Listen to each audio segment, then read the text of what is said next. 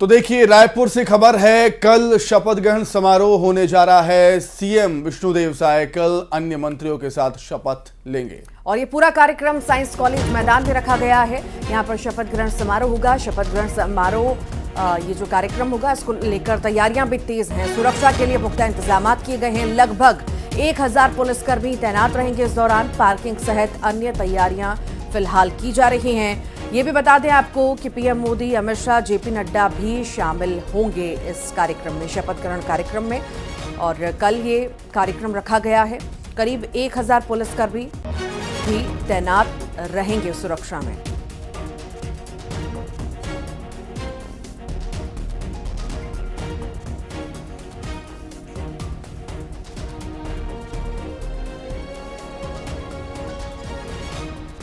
छत्तीसगढ़ में मुख्यमंत्री चुने जाने के बाद अब सरकार बनाने की कवायद शुरू हो चुकी है। कल शपथ ग्रहण कार्यक्रम होगा। CM Vishnudeo Sai, 2 deputy CM समेत 10 मंत्री शपथ ले सकते हैं। नई सरकार के शपथ ग्रहण की तैयारियां भी शुरू हो गई हैं।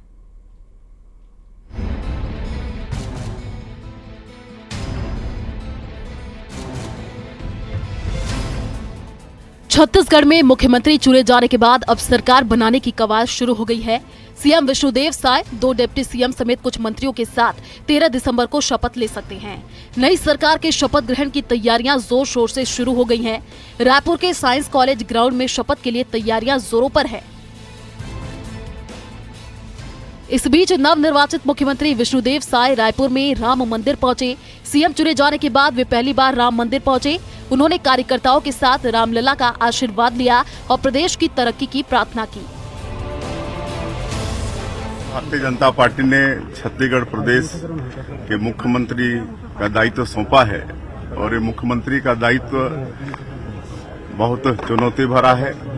और आज हम भगवान राम के दरबार में आए थे उनसे आशीर्वाद लेने कि अब ताज तो मिल गया, लेकिन इसको 5 साल ठीक से निभा पाए, छत्तीसगढ़ का सभी वर्गों का समुचित विकास कर पाए, छत्तीसगढ़ पूरे देश में विकास की दृष्टि से अपना एक अच्छा स्थान बनाए।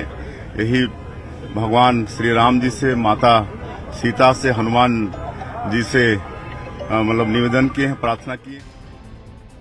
सीएम विष्णुदेव साय भाजपा कार्यालय भी पहुंचे। यहाँ उन्होंने क्षेत्रीय संगठन महामंत्री अजय जम्वाल से मुलाकात की। विष्णुदेव साय ने संगठन महामंत्री पवन साय और पूर्व संगठन मंत्री रामप्रताप से भी मुलाकात की। सीएम विष्णुदेव साय के साथ 2 डिप्टी सीएम के भी शपथ लेने की खबर है, जिनमें अरुण साव और विजय शर्मा के नाम प्रमुखता से आगे हैं। डिप्टी सीएम के लिए ओबीसी और सामान्य वर्ग को प्रतिनिधित्व मिल सकता है। बीजेपी विजय शर्मा के जरिए हिंदुत्व को साधने की कोशिश कर रही है। उन्होंने मंत्री मोहम्मद अकबर को हराया था। इधर छत्तीसगढ़ में नए सीएम की घोषणा होने के बाद सुरक्षा व्यवस्था बढ़ाई गई है। सीएम विष्णुदेव साय के अस्थायी निवास में सुरक्षा बढ़ाई गई है, साथ ही पहुना में भी सुरक्षा बढ़ाई गई है। मुख्यमंत्री विष्णुदेव साय इसी पहुना के अस्थायी निवास पर अभी हैं और इसके बाद अलग अलग कार्यक्रमों में शामिल होने के लिए जाएंगे और यहाँ कड़ी सुरक्षा व्यवस्था यहाँ पर बढ़ा दी गई है। पूरा सुरक्षा के जवान हैं वो तैनात कर दिए गए। इधर कवर्धा विधायक और डिप्टी सीएम के प्रमुख दावेदार विजय शर्मा का बड़ा बयान सामने आया है। शर्मा ने कहा कि सरकार के गठन के साथ ही घोषणा पत्र को पूरा करना पहली प्राथमिकता होगी। उन्होंने प्रधानमंत्री आवास के लिए कहा है, उन्होंने अन्य विषयों के लिए भी कहा है, सारे विषयों के लिए उन्होंने कहा है। बहरहाल लंबे इंतजार के बाद आखिरकार 13 दिसंबर को छत्तीसगढ़ में नए मंत्रिमंडल का गठन हो जाएगा। 5 साल बाद छत्तीसगढ़ में बीजेपी ने वापसी कर ली है। अब उनके सामने चुनौती होगी अपने घोषणा पत्र को पूरी करने की, जिसकी उम्मीद प्रदेश की जनता ने लगा रखी है। Bureau report, news 18 Raipur. तो छत्तीसगढ़ में नए सीएम के शपथ के साथ ही 2 डिप्टी सीएम और मंत्रिमंडल के कुछ सदस्य भी शपथ लेंगे। डिप्टी सीएम के लिए अरुण साव और विजय शर्मा के नाम की चर्चा है, तो वहीं मंत्रिमंडल के सदस्यों के कई नाम हैं।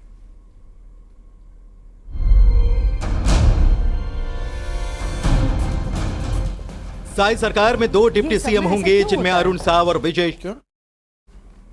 वहीं पूर्व मुख्यमंत्री डॉक्टर रमन सिंह के विधानसभा अध्यक्ष बनने की चर्चा भी है। रमन सिंह 1990 में पहली बार विधायक बने। 1999 में वे राजनांदगांव से सांसद बने और केंद्र सरकार में मंत्री भी रहे। इसके बाद साल 2003 से 2018 तक वो छत्तीसगढ़ के मुख्यमंत्री रहे। डिप्टी सीएम में दो नामों की चर्चा है, जिसमें अरुण साव और विजय शर्मा के नाम प्रमुख रूप से लिए जा रहे हैं। अरुण साव की बात करें तो उन्होंने 1990 में एबीवीपी से छात्र राजनीति की शुरुआत की। 2019 में वो बिलासपुर से सांसद बने। 2022 में बीजेपी के प्रदेश अध्यक्ष बनाए गए और 2023 में पहली बार वे विधायक बने हैं। वहीं विजय शर्मा पहली बार कवर्धा से विधायक बने हैं। उन्होंने कांग्रेस सरकार के कद्दावर मंत्री वन मंत्री मोहम्मद अकबर को हराया है। वो भारतीय जनता युवा मोर्चा के प्रदेश अध्यक्ष भी रह चुके हैं। वहीं मंत्रियों में कई नामों की चर्चा है, जिनमें बृजमोहन अग्रवाल, ओपी चौधरी, केदार कश्यप, लता उसेंडी, धर्मलाल कौशिक, राजेश मूणत, अमर अग्रवाल, दयाल दास बघेल, अजय चंद्राकर, राम विचार नेताम, किरण देव और पुन्नू लाल मोहले के नाम की चर्चा है। बात अगर करें ओपी चौधरी की, तो वो 2018 में कलेक्टर पद से इस्तीफा देकर बीजेपी में शामिल हुए और 2023 में रायगढ़ सीट से उन्होंने जीत हासिल की। वहीं लता उसेंडी 1999 में पार्षद बनी। 2003 में वो पहली बार विधायक बनी। 2008 में जीतकर मंत्री बनी। राज्य महिला आयोग की वे अध्यक्ष रहीं। वर्तमान में बीजेपी राष्ट्रीय उपाध्यक्ष हैं। वहीं केदार कश्यप पहली बार साल 2003 में विधायक बने थे और रमन कैबिनेट में वे राज्य मंत्री रहे। 2008 और 2013 के साथ ही 2023 में भी उन्होंने जीत हासिल की। 2008 से लेकर 2018 तक वे कैबिनेट मंत्री रहे। धर्मलाल कौशिक के भी मंत्रिमंडल में शामिल होने की चर्चा है। धर्मलाल कौशिक चौथी बार बिल्हा से विधायक बने हैं। पार्टी में वे कई पदों पर रहे हैं। 2003 में वे चुनाव हारे, लेकिन राज्य मंत्री का दर्जा मिला। 2008 से 2013 तक वे विधानसभा के अध्यक्ष रहे। 2013 में वे बीजेपी के प्रदेश अध्यक्ष बनाए गए। 2018 में उन्होंने नेता प्रतिपक्ष का पदभार संभाला। इसके अलावा मंत्रिमंडल के चेहरों में कई नामों की चर्चा है, जिसका खुलासा 13 दिसंबर को ही होगा। लेकिन यह बात तय है कि इस बार मंत्रिमंडल में सरगुजा, बिलासपुर और बस्तर संभाग का दबदबा रहेगा। Bureau report, news 18 Raipur. विधानसभा चुनाव में कांग्रेस की करारी हार के बाद अब कांग्रेसी नेता हार की समीक्षा करने की बजाय एक दूसरे को हार के लिए जिम्मेदार बता रहे हैं। पूर्व कांग्रेस के विधायक बृहस्पति सिंह ने हार के लिए पूर्व उप मुख्यमंत्री टीएस सिंहदेव और कांग्रेस प्रभारी कुमारी शैलजा पर गंभीर आरोप लगाए थे। बृहस्पति सिंह के बयान के आने के बाद अब अंबिकापुर में कांग्रेसी नेताओं ने बृहस्पति सिंह के खिलाफ मोर्चा खोल दिया। उन्होंने बृहस्पति सिंह पर कांग्रेस के शीर्ष नेताओं पर अमर्यादित भाषा का प्रयोग करने का आरोप लगाया और हाईकमान से कड़ी कार्रवाई करने की मांग की। बृहस्पति जी पूर्व विधायक जी के माध्यम से अखिल भारतीय कांग्रेस कमेटी के राष्ट्रीय महासचिव एवं प्रभारी कुमारी शैलजा जी एवं पूर्व उप मुख्यमंत्री श्री टीएस सिंहदेव जी के बारे में ऐसी बातें उन्हें नहीं कहनी चाहिए। यह दुख की बात है, या ऐसा कहना ही नहीं चाहिए उन्हें। इस तरह की बातें कहने से निश्चित रूप से पार्टी की छवि खराब होती है। शीर्ष नेतृत्व से मांग करते हैं कि ऐसे बेलगाम और अमर्यादित बयानबाजी करने वाले बृहस्पति के खिलाफ पार्टी उचित निर्णय ले, कार्रवाई करे, ताकि कांग्रेस पार्टी में एक अनुशासन कायम रहे। बिलासपुर से खबर है, विधानसभा चुनाव लड़ने वाले सभी प्रत्याशियों को 30 दिनों के भीतर चुनाव खर्चे का अंतिम हिसाब देना होगा। नामांकन दाखिल करने से लेकर मतगणना तक के खर्चे का ब्यौरा देना होगा। निर्वाचन आयोग ने प्रत्याशियों के लिए खर्च सीमा 40 लाख रुपए तय की थी। जिले में 100 से ज्यादा प्रत्याशियों ने पूरे खर्च का हिसाब नहीं दिया है।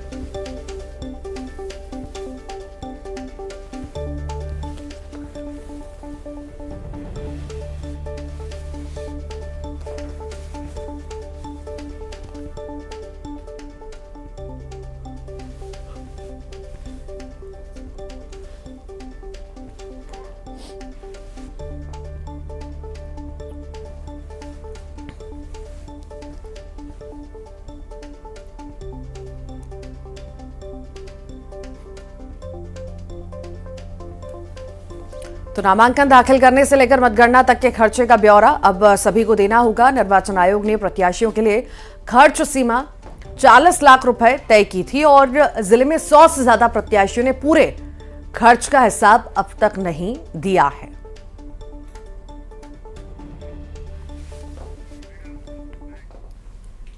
और इधर नई सरकार आने के बाद लगातार बुलडोजर का एक्शन जारी है। अतिक्रमण के खिलाफ लगातार अभियान भी चलाया जा रहा है। भिलाई में अवैध कब्जों के खिलाफ नगर निगम का अभियान जारी है, जहां नंदनी रोड पर अतिक्रमण हटाया और इस दौरान निगम के अधिकारी और पुलिस बल मौके पर मौजूद रहे।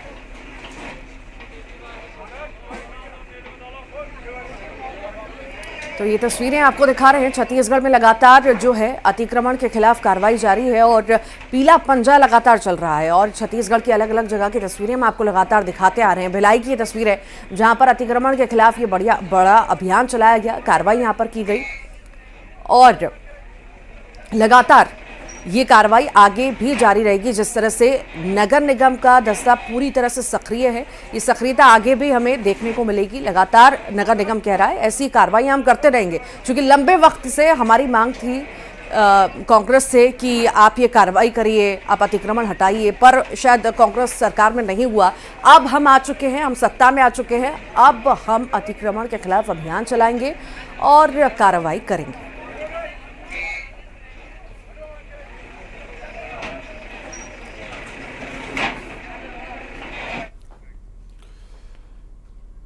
खबर सुकमा से, जहां पर आईडी बम ब्लास्ट हुआ और ब्लास्ट में 2 सीआरपीएफ के जवान घायल हो गए हैं। सुरक्षा बलों को नुकसान पहुंचाने के लिए नक्सलियों ने यह बम प्लांट किया था।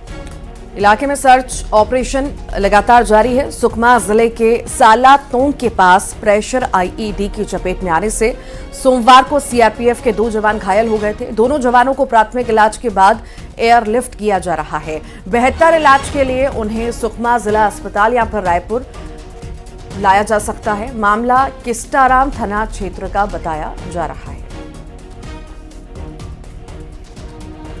जानकारी है कि डब्बा मरका कैंप से जिला पुलिस बल, सीआरपीएफ 217वीं वाहिनी और कोबरा 208 वाहिनी की संयुक्त पार्टी सालोतोंग में रोड निर्माण के दौरान सुरक्षा ड्यूटी के लिए ये सभी रवाना हुए थे और अभियान के दौरान सोमवार सुबह लगभग 10:15 बजे सालातोंग के पास प्रेशर आईईडी की चपेट में 2 जवान आ गए।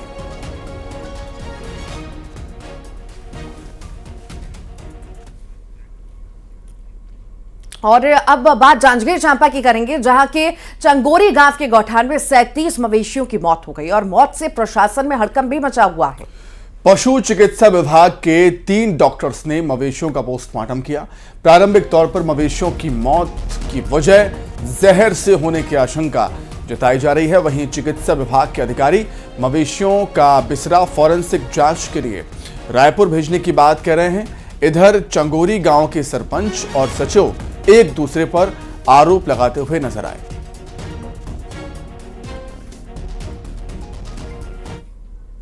मिलते ही वहाँ पे वेटनरी विभाग, राजस्व विभाग और 2 जनपद पंचायत की टीम मौके पर पहुंची और आज उनका सवेरे ही पोस्टमार्टम किया गया और पोस्टमार्टम की रिपोर्ट के आधार पे जो भी रिपोर्ट प्रस्तुत की जाएगी उसके अनुसार आगे की कार्रवाई की जाएगी। ग्राम सचिव के द्वारा कल एक आवेदन दिया गया कि चंगोरी ग्राम में 30-35 मवेशी अज्ञात कारणों से फौत मर गए हैं करके, जिसकी सूचना पर से पुलिस आकर यहाँ पर डॉक्टरों की टीम के द्वारा मवेशियों का पोस्टमार्टम कराया गया है। पोस्टमार्टम रिपोर्ट आने के पश्चात अग्रिम कार्रवाई प्रखंड में की जाएगी। इधर कोरबा शहर में भी सरकारी जमीन पर अवैध रूप से कब्जा करने वालों के खिलाफ कार्रवाई का दौर शुरू हो चुका है। सत्ता परिवर्तन होने के साथ ही अतिक्रमणकारियों के खिलाफ ताबड़तोड़ कार्रवाई की जा रही है और इसी कड़ी में नगर निगम और प्रशासन की टीम ने मिशन स्कूल के पीछे मुख्य मार्ग पर हुए अवैध कब्जे पर बुलडोजर चलवा दिया। टायर दुकान की आड़ में कई लोगों ने कई एकड़ जमीन पर कब्जा कर लिया था। शिकायत मिलने के बाद प्रशासन का अमला हरकत में आया और तोड़फोड़ की कार्रवाई की। कार्रवाई के दौरान प्रशासन की टीम के साथ बेजा कब्जाधारियों के साथ विवाद की स्थिति भी पैदा हो गई।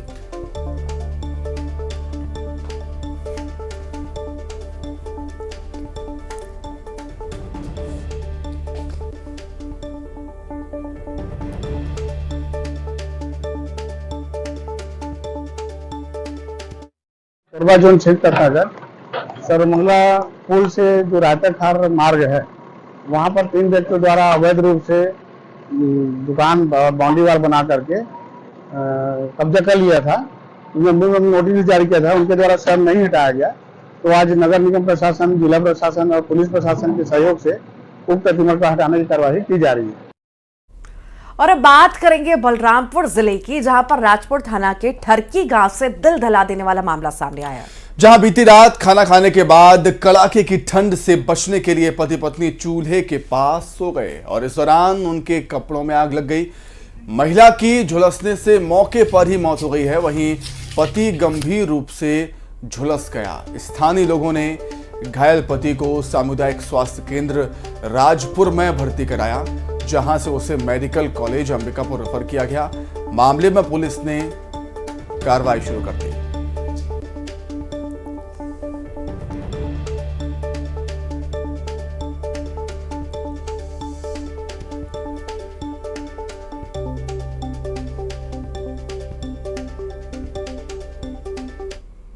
चिंताजनक है और आगे का इन्वेस्टिगेशन किया जा रहा है कि किस वजह से आग लगी और क्या कारण थे।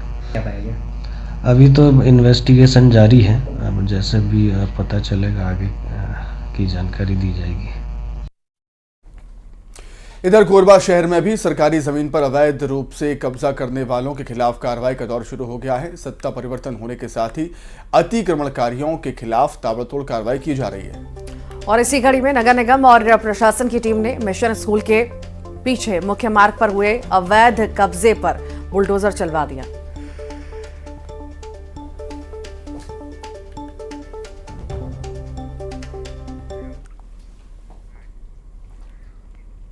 और अब बात जगदलपुर की, जहां एनएमडीसी प्लांट से निकलने वाले काले जहरीले पानी के मामले को लेकर कांग्रेस का दल नगरनार पहुंचा। आपको बता दें कि न्यूज़ 18 ने यह खबर प्रमुखता से दिखाई थी और खबर प्रमुखता से दिखाए जाने के बाद कांग्रेसी इलाके में पहुंच गए और पीड़ित किसानों से मुलाकात की। टीम ने कहा कि काले जहरीले पानी को टेस्ट के लिए बाहर भेजा जाएगा और इसके साथ ही मिट्टी के टेस्ट कराने की भी मांग हुई है। एनएमडीसी प्रबंधन ने पार्टी के बड़े नेता जल्द मुलाकात करेंगे प्रबंधन से।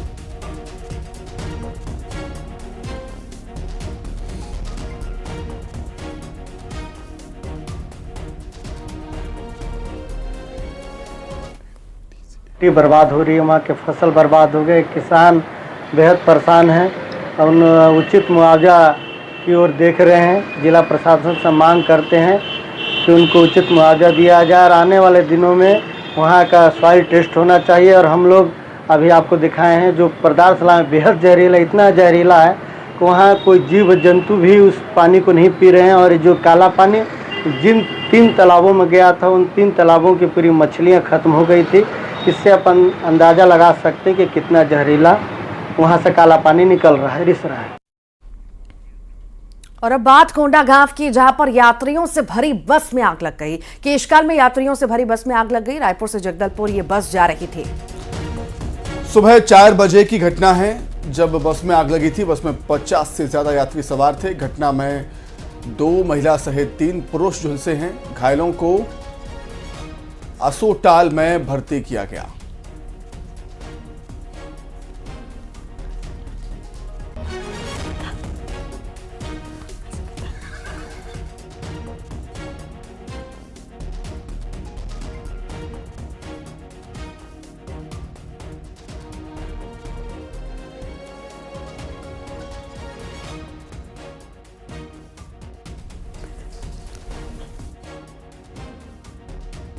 है जिसमें घटना में 2 पुरुष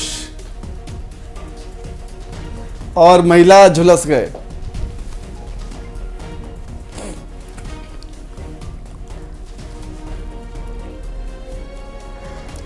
तो ये सुबह 4 बजे का हादसा बताया जा रहा है। बता दें आपको 50 से ज्यादा यात्री बस में सवार थे। अचानक से यह हादसा हुआ जिसमें 2 महिला और 3 पुरुष झुलस गए हैं, ये बताया जा रहा है। हालांकि किन्हीं कारणों से यह हादसा हुआ अभी फिलहाल सामने नहीं आ पाया है। कोंडागांव की हम बात कर रहे हैं जहां पर यात्रियों से भरी बस में अचानक से आग लग गई और यह बड़ा हादसा हुआ। रायपुर से जगदलपुर की तरफ ये बस जा रही थी और लगभग 4 बजे का वो समय था जिस समय यह हादसा हुआ। तस्वीरें आपके सामने हैं, कोंडागांव की तस्वीरें। आग को देखकर अंदाजा लगाया जा सकता है कि कितनी भीषण ये आग होगी। देखते ही देखते आग का गोला ये बस बन गई। और ज्यादा जानकारी के लिए विवेक हमारे साथ जुड़ गए हैं। विवेक, बड़ा हादसा, बस में कई यात्री सवार थे, आखिर कैसी स्थिति जो झुलस गए हैं और कैसे हादसा हुआ? देखिए, ये घटना अचानक सुबह 4 बजे जो घटी है वो ये अभी तक कोई समझ नहीं पाया है कि घटना किस वजह से हुई है।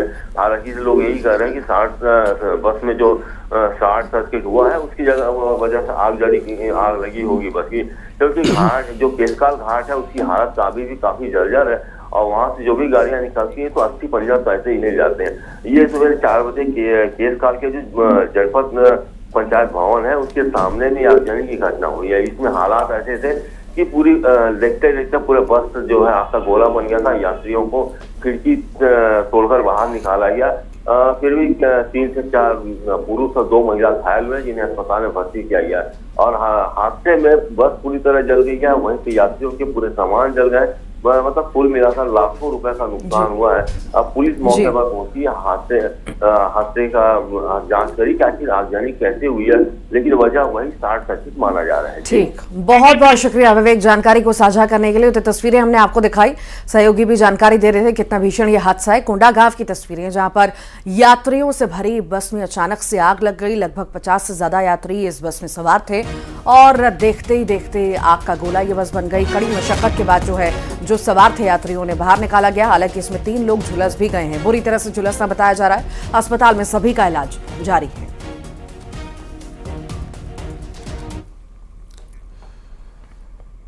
तो इसी के साथ ही फिलहाल इस बुलेटिन में इतना ही।